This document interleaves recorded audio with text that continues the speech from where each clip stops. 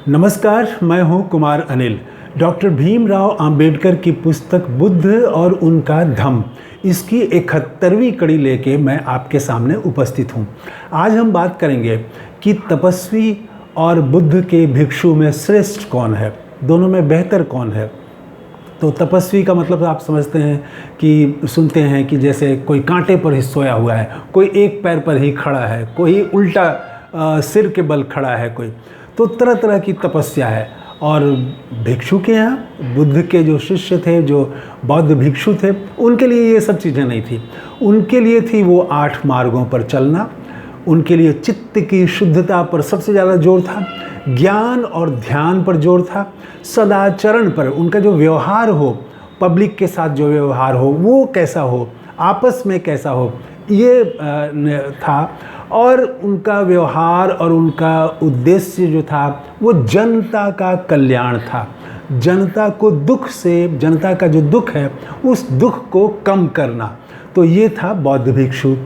और तपस्वी, तो अब इस दोनों में क्या फ़र्क है, इसी पर हम बात करेंगे। तो हुआ ये कि बुद्ध एक बार राजगीर में थे और वहीं पर एक निग्रोध नाम का तपस्वी भी था। उसके बहुत सारे शिष्य थे। तो एक बार बुद्ध टहलते हुए उसी के करीब गए और वहाँ टहल रहे थे। तो निग्रोध ने अपने शिष्यों से कहा कि शांत हो जाओ, सब शांत हो जाओ, बुद्ध आप यहाँ टहल रहे हैं। तो सब उसके शांत हो गए और देखने लगे सब बुद्ध को। तभी जब बुद्ध टहलते हुए निग्रोध के सामने पहुँच गए, नज़दीक पहुँच गए, तो निग्रोध खड़ा हुआ, बहुत सम्मान से उसने इज्जत किया, उनके लिए एक ऊंचा स्थान दिया, खुद वो नीचे स्थान पर बैठा और उसने पूछा कि आप जो सदाचरण की शिक्षा देते हैं वो कैसे देते हैं और उसका क्या उद्देश्य है, उससे क्या फ़ायदा होता है। तो ये सवाल उसने किया। तो बुद्ध ने कहा कि ये दूसरे लोग जो हैं, जो मेरे निकट नहीं आए हैं, उनको समझने में थोड़ी ये परेशानी हो सकती है। उनको समझ में नहीं आएगा कि ये तो बहुत साधारण बातें देखने में लगती हैं, तो इससे क्या फ़ायदा है, जनता का क्या फ़ायदा है, उस व्यक्ति का क्या फ़ायदा है। लेकिन बुद्ध ने एक उससे ही सवाल किया कि आप बताइए कि ये जो तपस्या करते हैं, तरह तरह की कठिन तपस्या करते हैं, तो इससे क्या स्वक्लेश दूर हो जाता है। तो उसने कहा कि हाँ, स्वक्लेश, हम जो तपस्या की विधि बताते हैं और जिन विधियों पर ये तपस्वी चलते हैं, कठिन तपस्या है, इससे स्वक्लेश दूर हो जाता है। तो बुद्ध कहते हैं कि नहीं, ये एक भ्रम है। उसके बाद बुद्ध जो है वो कई उदाहरण देते हैं। जैसे कि एक उदाहरण है कि कोई जो है वो ऐसा है तपस्वी जिसने संकल्प ले लिया है कि वो हमेशा नंगा रहेगा, कोई कपड़ा नहीं पहनेगा, तो वो नंगा ही रहेगा, नंगा ही चलेगा, घूमेगा, जहाँ जाएगा नंगा रहेगा, कोई कपड़ा नहीं पहनेगा, ऐसा है। कोई जो है वो कोई असंयत भी है, बहुत सारे लोग तपस्वी में हमेशा हाथ चाटते रहते हैं, तो ऐसी बहुत सारे असंयत आदतें भी उनके पास हैं।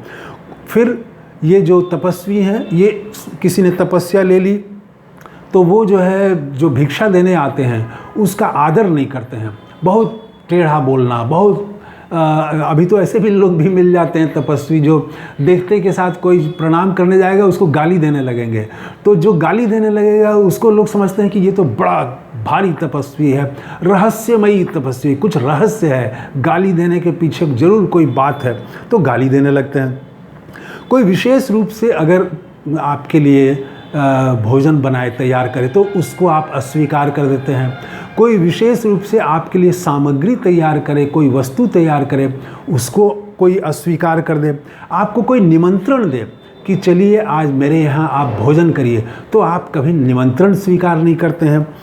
बर्तन के मुंह से, मान लीजिए कि आपने डेगची में खाना बनाया और डेगची के मुंह से, मतलब ऊपर वाले हिस्से से अगर चावल निकाल के दिया तो वो स्वीकार नहीं करेंगे कि नहीं, हमको नीचे वाला ही खाना चाहिए, वो उसको अस्वीकार कर देंगे, ऊपर वाला।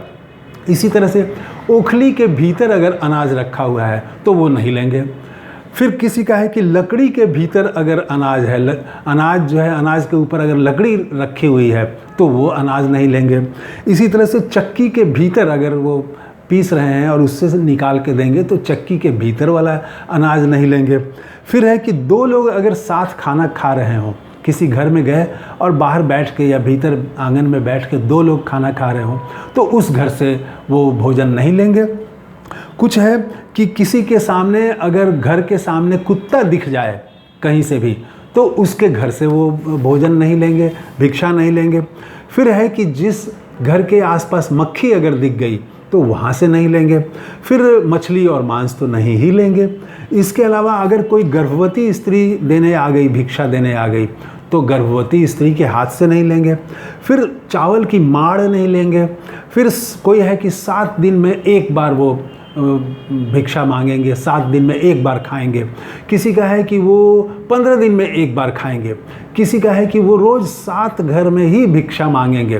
किसी का है कि एक घर में ही मांगेंगे, मिला तो खाएंगे, नहीं मिला तो नहीं खाएंगे, भूखे रह जाएंगे, फिर कल जाएंगे। तो ऐसा 15-15, 20-20 दिन भूखे रह गए। एक ही घर में मांगना है, दूसरे घर में मांगना नहीं है। तो ये तरह तरह की शर्तें थी।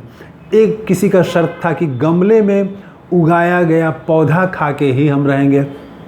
किसी का था कि जंगली चावल खा के रहेंगे। किसी का था कि निवार बीज खा के ही रहेंगे। इसी तरह से चावल के कचरे को हम खा के रहेंगे। फिर था कि गिरा हुआ फल तोड़ के भी नहीं, गिरा हुआ फल अगर है तो उसी को खा के ज़िंदा रहेंगे। तो किसी का था कि कोई अपना केश जो है वो केश खुद ही उखाड़ रहा है, उखाड़ ले, दाढ़ी उखाड़ ले। कोई हमेशा खड़ा है तो और कोई हमेशा एक पैर पर खड़ा है। कोई धूल और मिट्टी शरीर में लपेटे हुए है। कोई कांटों पर सोया हुआ है, तरह तरह के कील, मोटे मोटे कील, तीखे कील बनवा करके उसी पर लेटा है, उसी पर वो बैठेगा। तो ये तरह तरह का ये उपाय करते हैं लोग। इतनी कठिन जो तपस्या करते हैं, शरीर को कष्ट देते हैं। तो इससे क्या मन का क्लेश दूर हो जाता है, मन की दुर्भावनाएं, मन में जो गलत इच्छा है वो दूर हो जाता है। तो निग्रोध ने पहले तो कहा कि हाँ एकदम दूर हो जाता है, कोई क्लेश नहीं रहता, कोई बुरा विचार नहीं रहता। तब बुद्ध ने कहा कि नहीं, ये आपका भ्रम है। उसके बाद वो बताते हैं कि जो शरीर के साथ आप अन्याय कर रहे हैं एक तरह से, तो ये आप में एक लापरवाही का सेंस डेवलप करता है।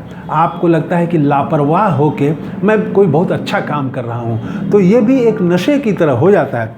फिर बुद्ध कहते हैं, और ये नशा जो है ये किसी साधु के लिए, किसी तपस्वी के लिए ये ठीक नहीं है, ये जो है ये अच्छा नहीं है ये। तो फिर वो कहते हैं कि आपको कोई भिक्षा देने आए और आप उसका अनादर कर दें, तो ये भी ठीक नहीं है। ये तो आप में अहंकार को पैदा करता है, और कोई अहंकार जो है, कोई अभिमान, ये साधु के लिए अच्छा नहीं है। फिर वो कहते हैं कि इतनी कठिन तपस्या जो करते हैं तो इससे बहुत लोग आदर देते हैं, सम्मान देते हैं कि बाप रे बाप, वो तो हमेशा कांटे पर सोए रहते हैं, या ये तो एकदम 15 दिन में एक बार खाते हैं, इनके जैसा कोई तपस्वी तो हुआ ही नहीं। तो ये जो उनके सम्मान में उनकी बड़ाई जो होने लगती है, तो इससे एक अभिमान आता है, अहंकार आता है, वो साधु के भीतर में आता है, और वो खुद को महान समझने लगता है कि मैं तो अब सबसे महान हूँ, मुझसे ऊपर कोई नहीं है। तो ये महान होने का जो भाव है, ये भी साधु के लिए ठीक नहीं है, ये भी एक तरह का दोष है। तो वो बुद्ध बताते जाते हैं कि ये तपस्वी जो हैं, ये कितने तरह का दोष ग्रहण करते जा रहे हैं, दोष मुक्त नहीं हो रहे हैं, बल्कि इनमें नए नए दोष जमा होते जा रहे हैं। फिर बुद्ध कहते हैं कि आप जब भोजन अस्वीकार कर देते हैं, कि जिस घर में घर के सामने एक बैलगाड़ी लगी हो और एक ही बैल लगा हुआ हो और ऐसा हो तभी हम भिक्षा लेंगे, या इस तरह का भोजन मिले, फलाना भोजन मिले तभी हम ग्रहण करेंगे, नहीं तो हम नहीं करेंगे, तो ये आपके भीतर एक तरह का लोभ पैदा करता है। अगर मिल गया तो आप तो खुश होंगे, नहीं मिला तो आप दुखी होंगे।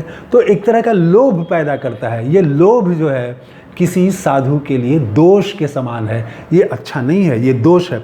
फिर वो कहते हैं कि कोई कठिन तपस्या कर रहा है, कांटों पर से सोया हुआ है, 15 दिन में एक बार खाना खा रहा है, और कोई जो है रोज़ खाना खा रहा है एक बार, तो और उसको अगर सम्मान मिलने लगे तो ये जो कांटों पर सोया हुआ है इसके मन में ईर्ष्या होने लगेगी कि देखो तो भला कि वो जो रोज़ खाना खा रहा है उसको, उस साधु के यहाँ लोग उसको प्रणाम कर रहे हैं और मुझे प्रणाम नहीं कर रहे हैं, जबकि मैं तो उससे ज़्यादा कठिन तपस्या कर रहा हूँ।